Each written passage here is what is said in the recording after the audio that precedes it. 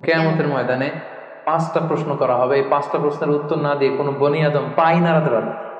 এর মধ্যে প্রথম প্রশ্ন, তার জীবনটা সে কোন কাজে লাগিয়েছে। জীবনের মধ্যে যে যৌবন ছিল ওই সময় কি করছে, এবং যৌবনের আবাদতকে আল্লাহ তাআলা খুব বেশি পছন্দ করে।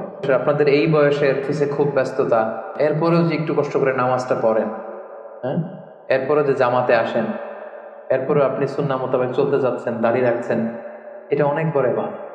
এটা আল্লাহ তাআলার কাছে অনেক বেশি প্রিয়। এই জন্য যৌবনটাকে যেন আমরা কাজে লাগাই, প্রিয় ভাই।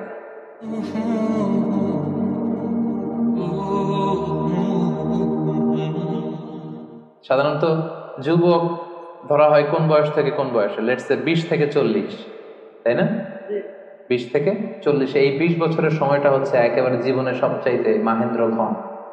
এত শক্তি, সম্ভাবনা, টকবগে যুবক। যুবকদের মধ্যে আল্লাহ অনেক প্রাণ শক্তি দিয়েছে। এরা বিপ্লব ঘটায় ফেলতে পারে, এরা সময়ের গতি স্রোতকে পাল্টে দেয়, সাগরের স্রোতকে উল্টে দেয়, এরা বিপ্লব করে ফেলে, ইতিহাস রচনা করে, ঠিক কিনা? এই জন্য যৌবনের এই সময়টা, প্রিয় ভাইরা, অনেক দামি। এটা বেশি দিন থাকবে না। রং ধরা যৌবন জং ধরে নাই, শেষ। এ দেখতে দেখতে ছোট্ট কিশোর হয়ে পৃথিবীতে এসেছিলেন, শিশু ছিলেন, কিশোর, তারপর এখন যুবক। কিছুদিন পরে বিয়ে করে থাকলে দেখবেন যে আল্লাহ ঘরে মেহমান পাঠিয়ে দিলে বাবা হয়ে গেছে।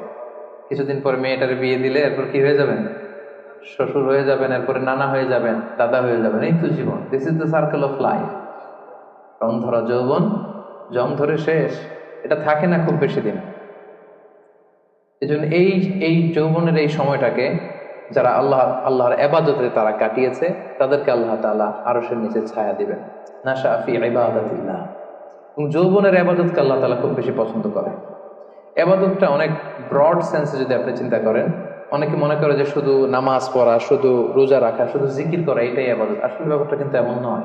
মানব কল্যাণে আপনি যাই করেন, আল্লাহ তাআলার আদেশ পালনে আপনি যাই করেন, সবটাই ইবাদত, ঠিক কিনা? আপনি যদি রক্ত দেন, মুমূর্ষু রোগীকে বাঁচাতে রক্তের প্রয়োজন হয় না? আপনি যদি তাকে বাঁচাতে রক্ত দেন, এটাও ইবাদত। আপনি পরিবেশকে সুন্দর রাখার জন্য গাছ লাগালেন, এটাও ইবাদত।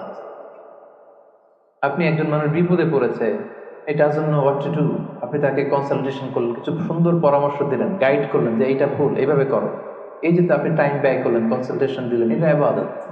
অনেকে মনে করে যে শুধু তাসবিহ, জিকির, কোরআন তেলাওয়াত এগুলোই মনে হয় ইবাদত। না, যে পথেই আল্লাহর সন্তুষ্টি, যে কাজ করলে আল্লাহ তাআলা সন্তুষ্ট হন, এসবগুলো কাজই কিন্তু ইবাদত। তাই যৌবনের এই মোক্ষম সময়টাতে আল্লাহ তাআলার ইবাদত করে আমাদেরকে কাটাতে হবে। আমা খালাকতুল জিন্না ওয়াল ইনসা ইল্লা লিয়াবুদুন।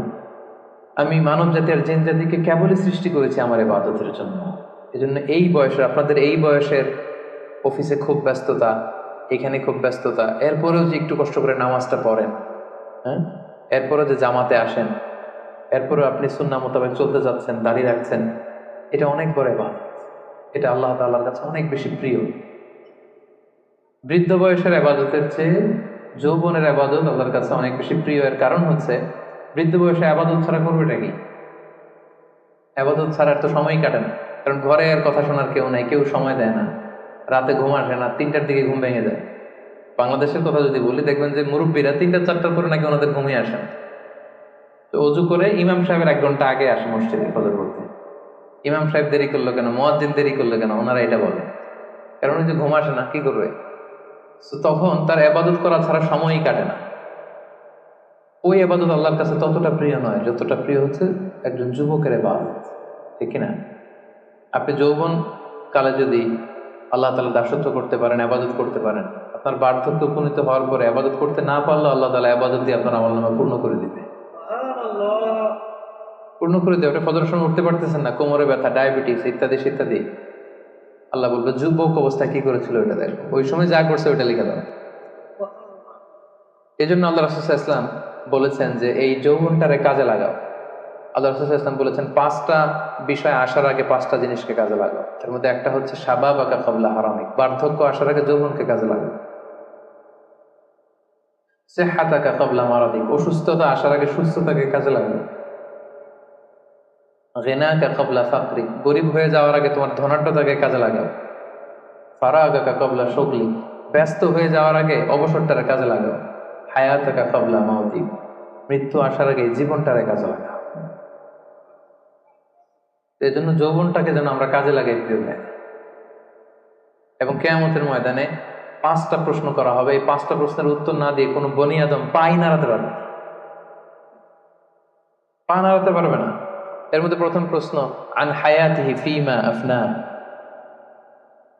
তার জীবনটা সে কোন কাজে লাগিয়েছে। ও আন শাবাবিহি ফিমা আবলা, জীবনের মধ্যে যে যৌবন ছিল ওই সময় কি করছে। ওই সময় কি ইসলামের বিরুদ্ধে তার কাজ করেছে? হারাম কাজগুলোতে সময় ব্যয় করেছে? হারাম ব্যবসা করেছে? হারামের সাথে সম্পৃক্ত ছিল? ইসলাম বিরোধী গোষ্ঠীর সাথে সম্পৃক্ত ছিল?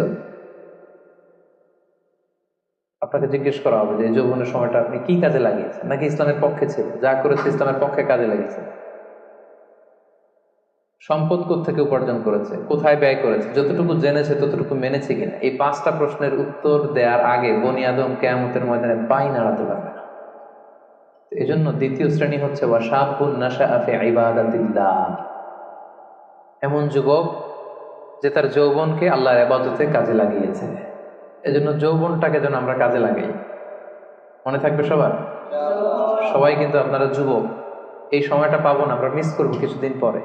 এই যে কুচকুচে কালো দাড়ি, আপনার কি মনে হয় আজীবনে কালোই থাকবে? তাহলে আমাদের দাদার গুলা সাদা করলো কে? নানার গুলা সাদা করলো কে? ওই বয়সে যাওয়ার পরে এই কুচকুচে দাড়ি, কালো চুল, এগুলো কি হয়ে যাবে? সাদা হয়ে যাবে। এটাই জীবন। সো সময়টাকে যেন আমরা কাজে লাগাই। আমরা যেন অন টাইমে জামাতের সাথে সালাদগুলো যেন আদায় করি, কোনো হারাম কাজের সাথে যেন আমরা সম্পৃক্ত না হই। খুব হিসেব করে করে আমাদের এই যৌবনের চমৎকার সময়টা যেন আমরা কাজে লাগাই। মনে থাকবে তো ইনশাআল্লাহ?